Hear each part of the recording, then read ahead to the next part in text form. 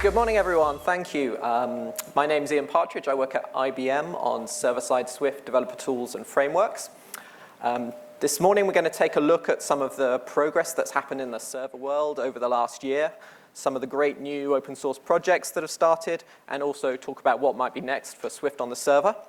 And then finally, I've got a demo of a brand new development experience for Swift on the server that IBM's recently open sourced, which I think is going to make developing Swift servers a whole lot easier. So, quick show of hands. Who was at this conference last year? Okay, fair number. Cool. So those of you who were may remember that this happened on day 2. Slight last-minute change to the schedule. The teams from Apple, Vapor, and Kitura came on stage to announce a new effort to collaborate and improve Swift on the server. So the result of that announcement was the Swift Server Workgroup, which is a steering group designed to do 3 things for the Swift community. Firstly, to identify unmet needs of the server community and to prioritize the engineering resources on the most important ones. Secondly, to act as a channel for communicating the needs of the Swift on Linux community back to the Swift core team. And thirdly, to incubate new Swift on the server packages. I'm going to talk today about some of the new packages we're incubating through the work group. But before we look at the code, here's a quick explanation of how the work group process actually works.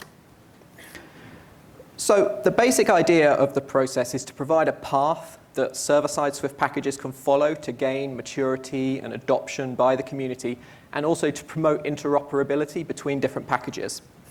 So the path starts with a pitch on the Swift forums, very similar to the pitches that you'll be used to from the Swift evolution process. This describes the package that's being proposed, its goals, and why it fits within what we're doing in the workgroup. Following the pitch, if there's agreement, you can have a proposal that the package should be accepted into the workgroup at one of 3 different levels.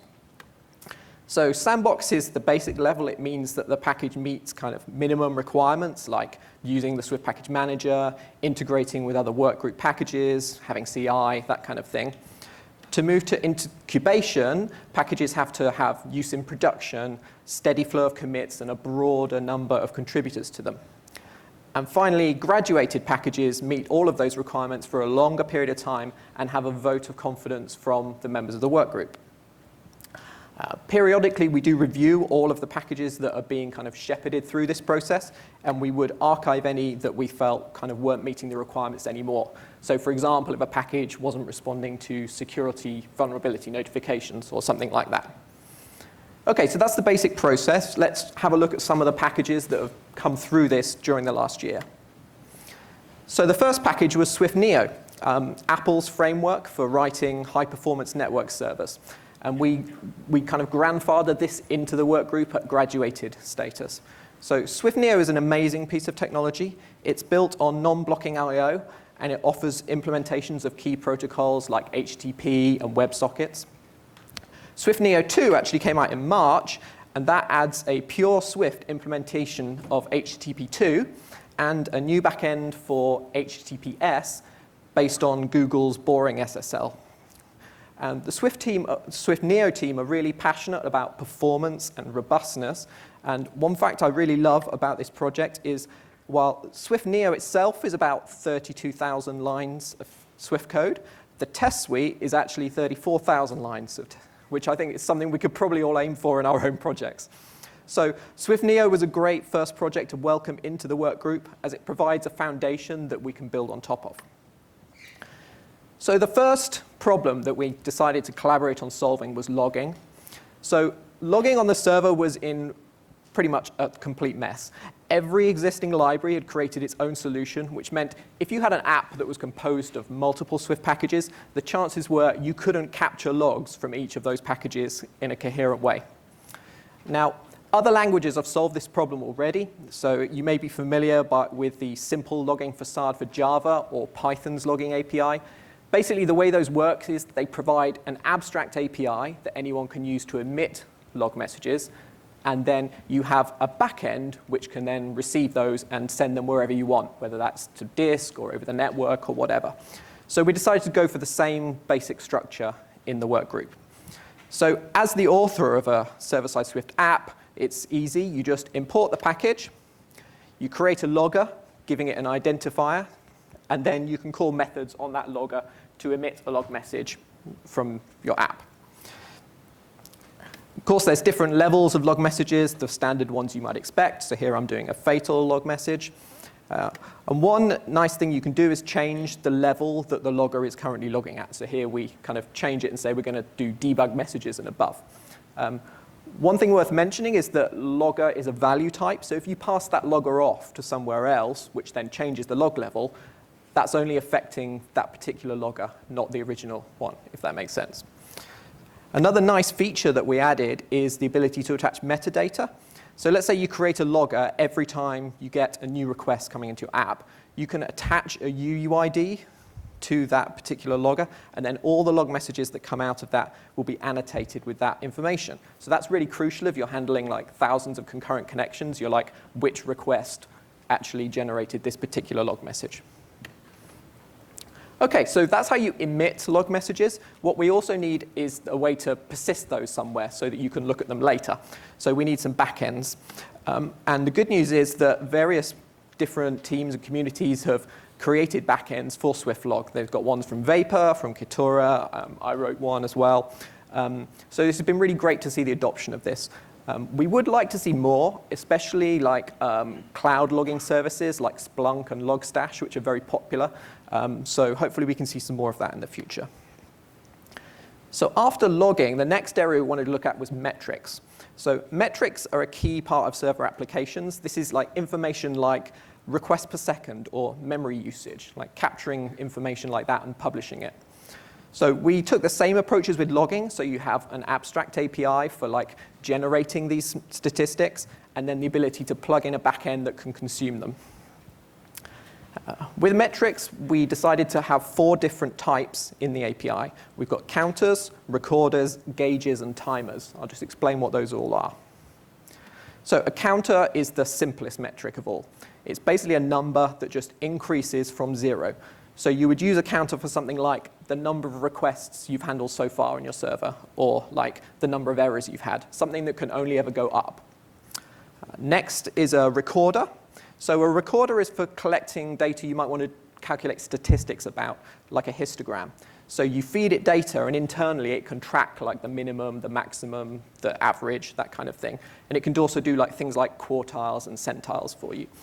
Exactly how a specific recorder kind of collects and aggregates that data is up to the backend that's consuming it. All the library using it has to do is just feed it data.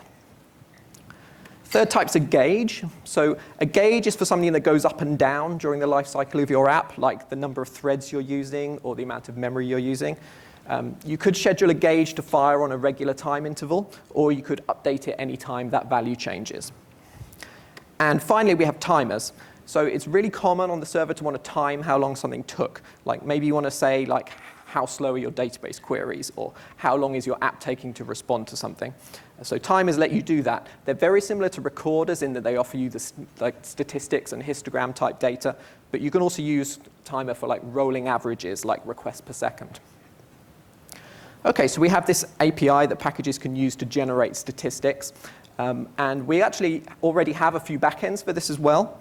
So the first one was created by Tom at Apple, actually. It's a StatsD backend. So StatsD is really popular on the server side. It's a protocol that was designed originally at Etsy. It works through a push model. So you push metrics from your app to a StatsD server. And Tom's package uses Swift Neo for the transport. The second backend we've got so far is from Jerry Koopman. So he's created a Prometheus library. So Prometheus is also really popular on the server side. It has a slightly different model. Instead of pushing the metrics outwards, like on StatsD, with Prometheus, your app exposes them on like an HTTP endpoint, and then Prometheus polls that endpoint periodically to retrieve the metrics. So Prometheus is everywhere in the server-side industry, and it's great to see that Swift is going to support that. So the next area we wanted to look at was database drivers. For Swift to really grow on the server, people need to connect their apps up to databases, and they need all of the popular choices to be supported. And the first driver we brought in to the workgroup was a Postgres driver from the Vapor team. Postgres is perhaps the most popular open source relational database, and the Vapor driver runs on top of Swift Neo and has a non-blocking API. I'm going to show you what that looks like. So a fundamental principle of Swift Neo is that all the operations should be non-blocking. So when you connect to the database, the API doesn't block until that connection succeeds. It returns immediately and gives you back a future connection. Now, eventually that future will resolve, and in this example, we've got a wait call which is going to block until that happens. So here you can see the same idea for executing a basic query on the database. We get back a future, and that resolves when the query has actually finished. Now, in practice, you wouldn't actually call wait on the future because that would block your thread. Instead, what you do is you would chain a callback off the future. So here's an example of what that would look like. You use the when success to kind of hang a bit of code off when that future resolves. OK, so that's the Postgres driver. The next one we welcomed was a Redis driver. So Redis is a really popular key-value data store. It's a bit like a remote dictionary you can use. And Nathan Harris from the community wrote Redis stack and put it through the workgroup process. So the API actually works in a really similar way to the Postgres driver, and that's totally deliberate. So one thing we really want to encourage in the workgroup is the consistency of APIs. So when people pick up packages, they feel kind of familiar. So here, when we connect to Redis, we get back a future. And when we issue a set command, we get another future back. So here's an example of chaining these futures together. So we use flat map to convert a future of one type to a future of another type. And then we wait for the second future to resolve. Cool. OK, so we've actually welcomed 2 more packages into the workgroup so far as well. The first one is a non-blocking HTTP client. We accepted it and launched it thanks to some seed code from Apple. And the workgroup has been collaborating to improve the code further. Tom Doran from Apple is actually going to give a whole talk tomorrow all about this package. So I'm not going to steal his thunder. Just say it's a really cool package. And finally, we actually accepted a library for Apple's push notification service. So you can send push notifications from your Swift server down to devices. Push notifications are kind of tricky to get right. They use HTTP2, and they require TLS. So we wanted to recommend a good package that people can use on the server for doing push notifications. And Kyle has written one. OK, so those are the packages I wanted to tell you about. Another area we're working on is creating the official Swift Docker images. Swift has had Docker images for a while, but we really wanted to improve them. The main problem with the existing Swift Docker images was their size. So the Swift 4.2 image was nearly 1.5 gigabytes. And the reason for that is because of the large number of system packages that needed to be installed inside it. So one of the first things we did in Swift 5 was take a good look at those and say, well, what do we actually need out of that? And we were able to chop about 200 meg off the size of the Docker images. Now, the reason those images are so huge is because they're build images. They have everything that Swift compiler and the Swift package manager needs. But once you've actually built your app, the requirements to run it are a lot less. So we've also worked on creating so-called slim images, which are designed just for running an app that's already been built. The great news is that the slim images are dramatically smaller, less than 200 meg, which is really awesome and good for pushing to production.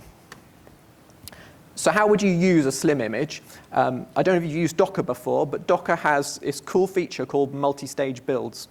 So here's an example Docker file. You can see it's in 2 different sections. In the first section, we use the full Swift 503 image. That's that honking great 1 gigabyte image. And we copy the app source code into the container, and then we compile it on Linux. Next, we switch to the 503 slim image. We take the compiled app from the first stage, and we copy it into the second stage.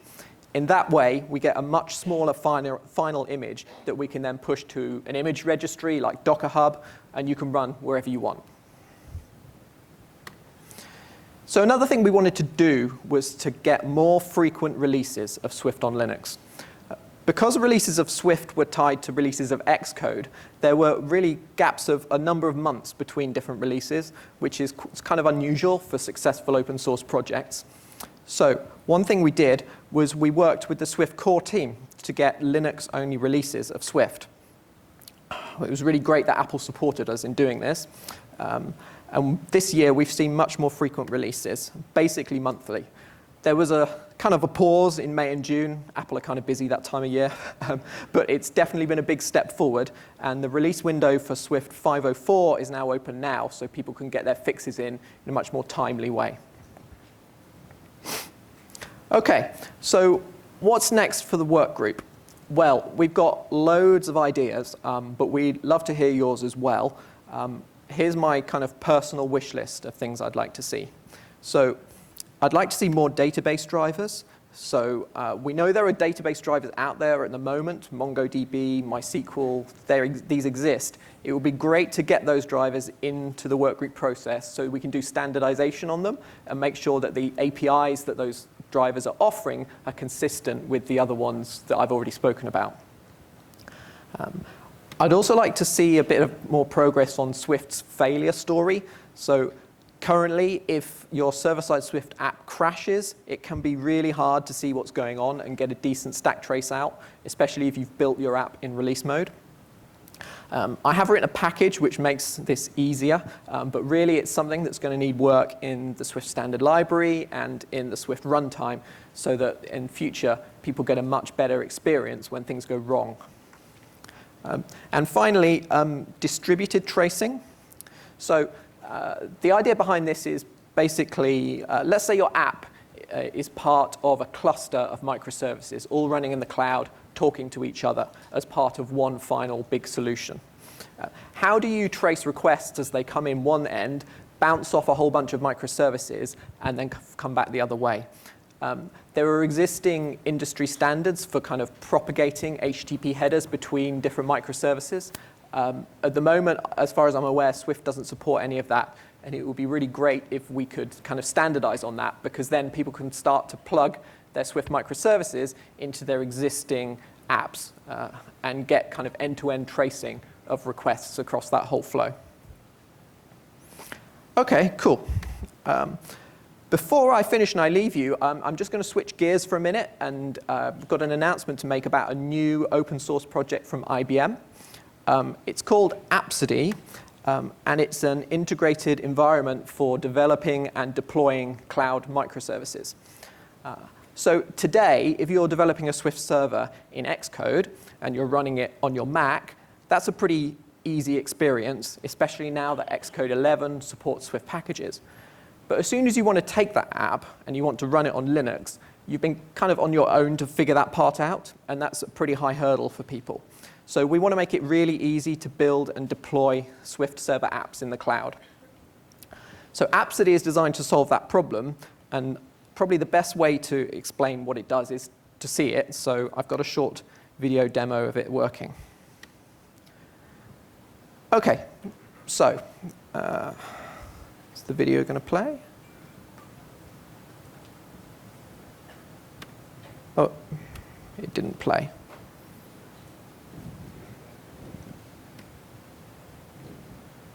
OK, cool. So I'm in an empty folder.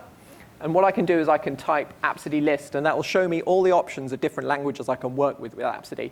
We support Java, Node.js, Python, and Swift, which is what we're going to use today.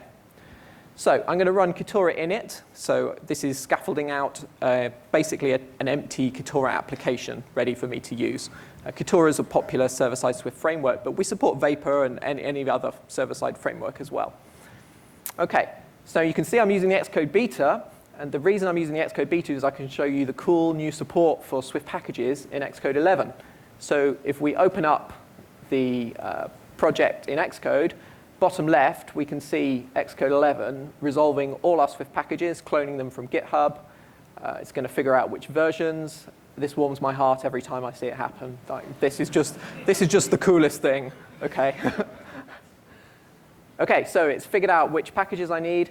Now I'm just going to open up my source code, and I'm going to add a few simple routes to the application. So a route is like an endpoint like that the server can respond from. So I'm going to define a get route. That basically means like every time the server receives a request to /try Swift, it's going to respond with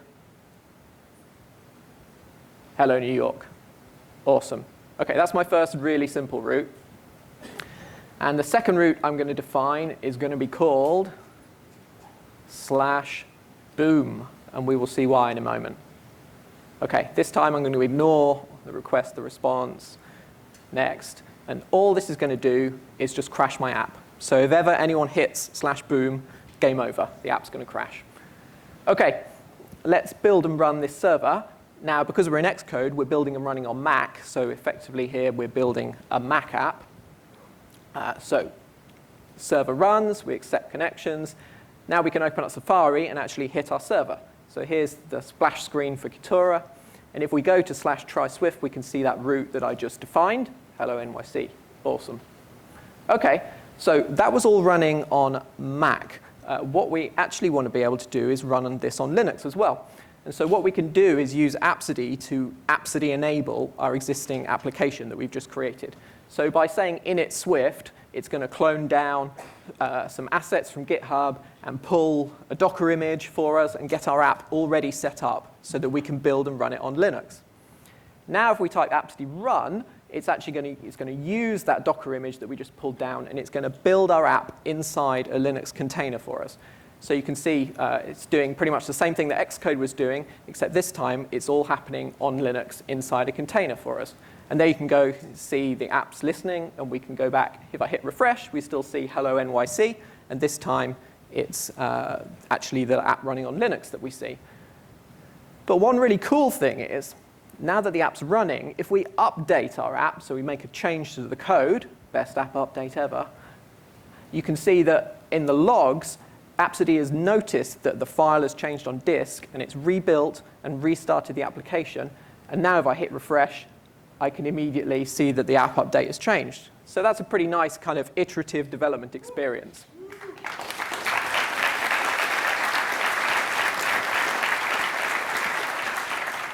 OK, so far so cool. You can also type Appsody test. So what that's going to do is it's going to run your unit tests inside a container environment for you. So it's going to use the same kind of Docker images. It's going to run your XC tests. And there you can see that your test suite, your unit tests have run on Linux as well, which is kind of nice. Next thing, let's talk about deployment. OK, so you've developed this. You've built it. You're running. You actually want to deploy it to a cloud. Now, Kubernetes is one of the most popular ways to run Docker containers in production. And so here I'm using Docker Desktop. I've enabled Kubernetes, which means I have a kind of a tiny little cluster running on my MacBook. So I've split the screen into two halves. On the right, you can see what's running on Kubernetes now.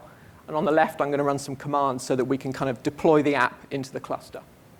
So the first thing I'm going to do is run appsody operator install. What that's going to do is start up what's called an operator on Kubernetes. So Kubernetes is going to have this process running in the background. You can see on the right-hand side, it's just started up. And what that's going to do is listen for Appsody applications, and it's going to manage them for me on the cluster. So now what I have to do is type appsody deploy, and it will take my application, and it's going to build it again. And you might be like, well, why is it building it again? We just built it before. Well, it's building it again because this time we're going to be building in release mode for production. So it's going to do that. And it's also going to be using that multi-stage Docker build I showed you earlier. So the first stage is going to be using the full-fat Swift run image. And then the second stage, in just a moment, is going to be using that slim image to produce a small image for production. Yeah, here's the second stage. You see it's doing the copy from the first stage. And once it's built the image, it's going to push it to Kubernetes. And you can see on the right, the service is now running. Cool. So we're live. And you can see it's actually put a load balancer on the front for us as well. So it's on a slightly different port number than before. But if we go there, we can now see, cool, the app's running in Kubernetes as well. Nice. So what actually happened there was a bit of YAML got applied to the cluster, which basically says, like, here's how to deploy the application. So one thing we can do is just make a quick edit to that YAML file, reapply it to the cluster, and then the Appsody operator will say, oh, this particular deployment has changed. I need to, for example, spin up a whole bunch more containers. So now I've got 5 instances of my app running with a load balancer on the front. OK, nice. Now I've got some redundancy in failover. One more thing to do. Do you remember that /boom link that we created at the beginning? So let's see what happens if we hit that. If we hit that, the app's going to crash, right? Fatal error occurs. And on the right-hand side, you can see the error. And then Kubernetes restarts the containers for us so that we've got high ability and failover. Cool. So that's a really quick demo of what Appsody can do. Hope it looks interesting. Hope you might like to try it out.